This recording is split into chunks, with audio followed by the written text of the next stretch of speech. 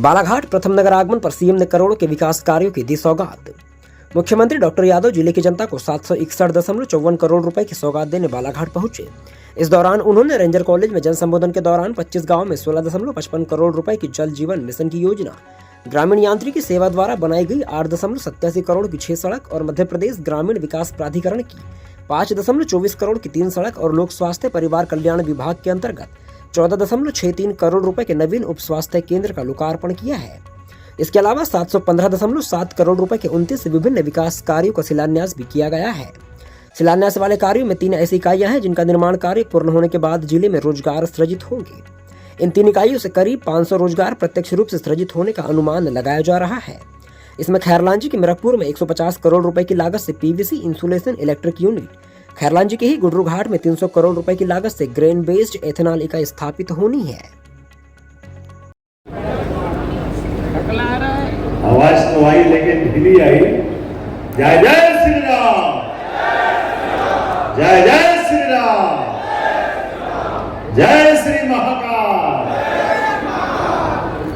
आज के इस कार्यक्रम में बालाघाट रेंजर कॉलेज के इस कैंपस में मेरा बालाघाट में मुख्यमंत्री बनके आने के बाद यह पहला कार्यक्रम है। मैं सभी को 2 हाथ उठा करके आप सबको प्रणाम करता हूं, राम राम करता हूं।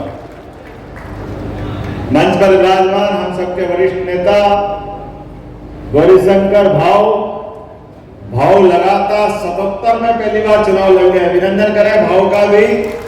और सम आदरणीय हमारे ढाल सिंह बिसेन साहब, लोकप्रिय सांसद, जोरदार अभिनंदन करें ढाल सिंह जी बिसेन साहब का।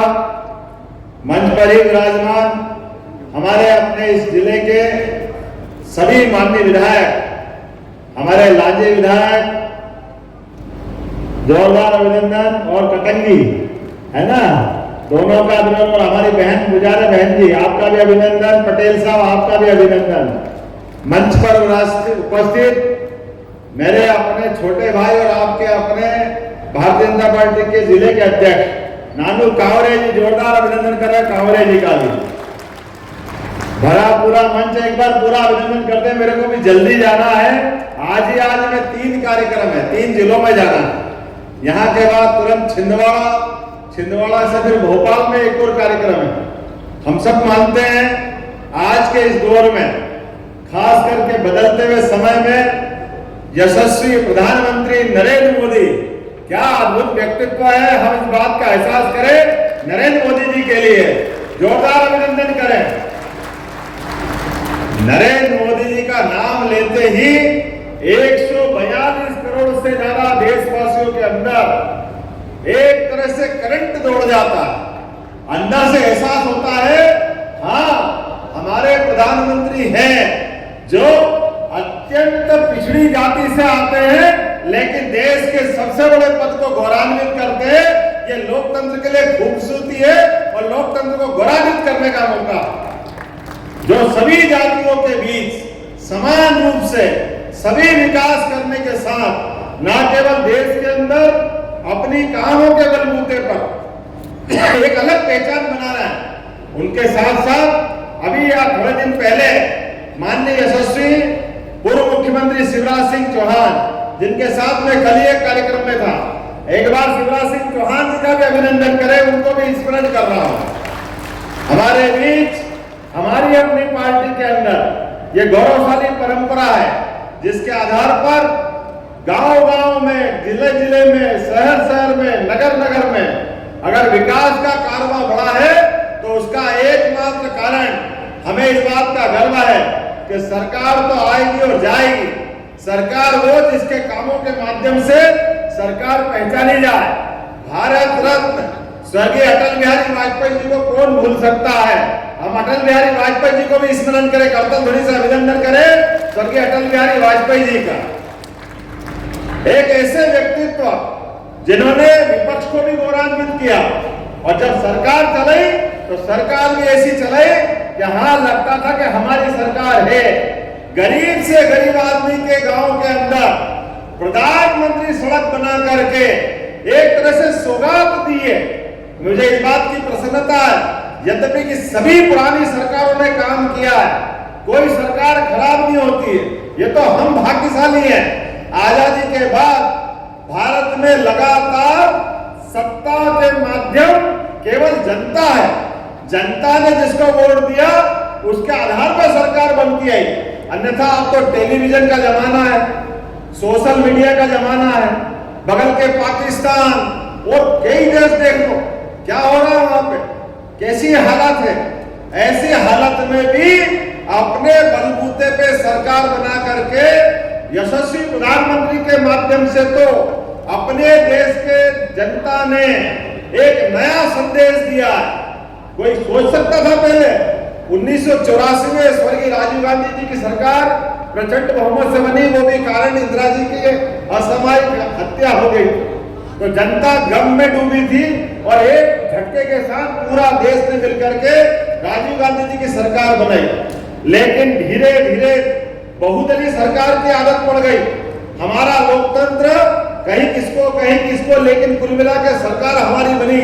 अटल बिहारी वाजपेयी जी ने तो 24 दलों को मिला के सरकार बनाई थी। अब आप बताइए 24 दलों को मिला के सरकार बना के चलाना कितना कठिन काम होगा। उसके पहले नरसिम्हा राव जी ने भी 11 दलों को मिला के सरकार बनाई। लेकिन बहुदलीय सरकारी व्यवस्था में कई सारी कठिनाइयां होती है, लेकिन मुझे इस बात की प्रसन्नता है, जनता के बीच गुजरात के मॉडल के आधार पर जिस प्रकार से नरेंद्र मोदी जी ने काम किया था, जनता के बीच वो गए, गोवा में घोषित हुए स्टार प्रचारक और अपने कामों के बलबूते पर मोदी जी ने जनता के बीच जब बात रखी, मुझे इस बात की प्रसन्नता है, पहली बार 35 साल के बाद प्रचंड बहुमत से एक दल की सरकार बना करके पूरे देश ने संदेश दिया है कि हाँ, हमारा लोकतंत्र धीरे धीरे मजबूत होता जा रहा है, दिन दूना रात चौगुना। और ये मैं तो लोकतंत्र के लिए अच्छा मानता हूं, किसी भी दल की सरकार बने, लेकिन सरकार पूर्ण बहुमत की बनना चाहिए। जब सरकार पूर्ण बहुमत की बनती है तो अपने आप संदेश हो जाता है। और अब तो जनता 2019 में फिर माननीय मोदी जी को और तब तक मोदी जी के काम को और सरकार को देख भी लिया। हमारे देश की सीमाओं पर पाकिस्तान अपने जन्म के समय से ही संकट खड़े करता रहा है। कभी क्या करता, कभी आतंकवादी भेजता, कभी और कोई घटना को अंजाम देता है, कभी हमारे देश के कातिलों को अपना पनाह दे करके, हमारे दुश्मन को जगह दे करके हमको मुंह चिढ़ाने का काम करता है। हमको मालूम है पाकिस्तान की नापाक हरकतों के कारण से हमारी देश की सीमाओं पे रक्षा करने वाले सैनिक उनके सर काट के भी पाकिस्तान से सावधान कर रहे थे। भारत सरकार जब चुनी जाती है तो लगभग 100 करोड़ मतदाताओं के वोट से चुनी जाती है, उसकी जवाबदारी होती है, उसकी हिस्सेदारी होती है, वो सबके विश्वास की आशा और अपेक्षा के आधार पर होती है। मुझे इस बात की प्रसन्नता है, नरेंद्र मोदी जी ने लॉकडाउन भी कराया, लेकिन हजारों जान को बचाने का काम भी कराया। ये नरेंद्र मोदी जी की सरकार है, जिसके कारण से पूरे दुनिया में संदेश गया कि एक ऐसा इतना बड़ा देश, जिस देश की आबादी 142 करोड़, लेकिन ऐसे विविधता वाले देश में जहां रेगिस्तान है, सियाचिन जैसी हड्डी जमाने वाली बर्फ है, सब मौसम अलग अलग प्रकार का, विभिन्न प्रकार के फैले हुए भौगोलिक भूभाग में लोग, लेकिन हर व्यक्ति की चिंता करने का काम सरकार ने किया। मुझे इस बात की प्रसन्नता है कि लगातार उनके साथ कदम से कदम मिला करके मध्य प्रदेश की सरकार भी बराबरी से खड़ी थी, किसी को कोई कष्ट नहीं आया, किसी को तकलीफ नहीं हुई। मुझे इस बात की भी प्रसन्नता है कि मोदी जी के माध्यम से हमारे देश के स्वाभिमान के और हमारे देश के अंदर की कुव्यवस्था के मुस्लिम बहनों के लिए 3 तलाक के मामला आया। वो 3 तलाक के मामले में तो सुप्रीम कोर्ट ने फैसला दिया था कि 3 तलाक मुस्लिम बहनों के जीवन में नर्क का काम करेगा, उनकी जिंदगी असहाय बनाएगा। मुझे इस बात की भी प्रसन्नता है, नरेंद्र मोदी जी ने आगे बढ़कर वो खराब कानून को बदलने का काम किया कि 3 तलाक भी हिंदुस्तान का हिस्सा नहीं हो सकता है। 3 तलाक के माध्यम से कोई धर्म की बहनें हो, चाहे हिंदू हो, मुसलमान हो, अगर किसी के जीवन में भी कष्ट आएगा तो माननीय मोदी जी वहां आगे खड़े होकर हमको दिखाई देते हैं। मुझे इस बात की प्रसन्नता है कि लाडली लक्ष्मी कन्यादान योजना या हमारी लाडली लक्ष्मी बहनें मुझे इस सरकार बनने के साथ अभी अभी चिल्लाने लगे थे भाई बहन कि पैसा नहीं है, एक ही बार सरकार बनाइए, आगे कहां से लाओगे। हमने कहा पैसा भी है और योजना भी चलेगी, कोई योजना बंद नहीं होगी। ये भारतीय जनता पार्टी की सरकार है। हमने सबने लगातार प्रबंधन किए, कोई योजना बंद नहीं होगी।